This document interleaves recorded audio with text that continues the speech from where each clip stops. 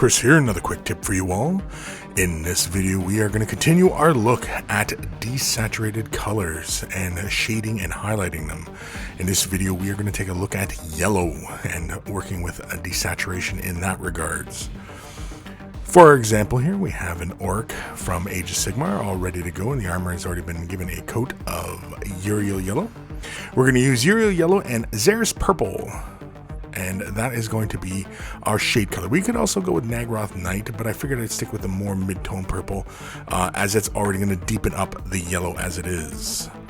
Typically, here we go, we are going to blend. This is a 2-brush wet blend we're going to achieve here initially. Let's lay a little bit of the yellow down, and then I throw a little bit of the purple down, and then very quickly I grab my other brush with the yellow on it and then begin blending. And I start off outside of the area in which I want to blend and blend in towards, and then as I am confident that I have a good blend going on, and I draw it back out towards the where I want to transition to occur. And of course there I made a little boo-boo. That's okay. I just take a little bit of yellow, throw it back down, blend it in a little bit more, and then I quickly rinse off my brush, and just with the dampness of the brush I feather out the rest of the blend, as it were. And as you can see here, as the transition occurs, you can see the yellow does not become quite as stark, and it is actually a very interesting way of shading yellow. As you can see there, it gives us a really kind of natural kind of color rather than going with browns or oranges for yellow. You might want to consider next time you're working on the model.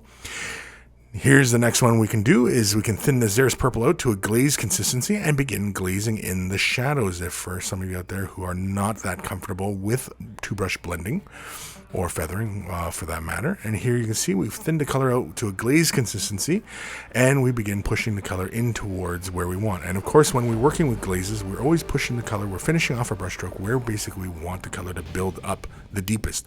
So for example, on the bottom of the elbow pad there, we're bringing our brush stroke downward. On the armor plates on the hand, I do something a little bit different there. I push the color up towards where the knuckles would be, and I push the shadows to that point, kind of going almost like a bit of a non-metallic metal look, if we continue with that kind of look. And of course, when we apply multiple layers, we wait for that previous layer to be fully dried before moving on to the next layer. And as you can see, that's about 3 or 4 layers in. You can really see the purple really start to build up. Now, of course, if it's too much purple on that armor there, we can always glaze the yellow, take the yellow down to a glaze consistency, and then glaze that on top, and that will push the purple back down again, and it will give us a desaturated kind of yellow look in the shadows as well. Of course, when we're blending it, we're kind of already accomplishing this, whereas when we're glazing, it's accomplished in many layers. And of course, if we were making mixtures and we were applying our layers in that fashion, you can also do it in that regards as well. You just simply mix the colors together. Of course, if you're doing adding purple to yellow, you want to do it in very small portions, more like a 4-to-1 kind of mix ratio, even 5-to-1. But that is it. That is shading with the complementary color to yellow, which is purple. It's as easy as that. Do not be afraid to give it a try.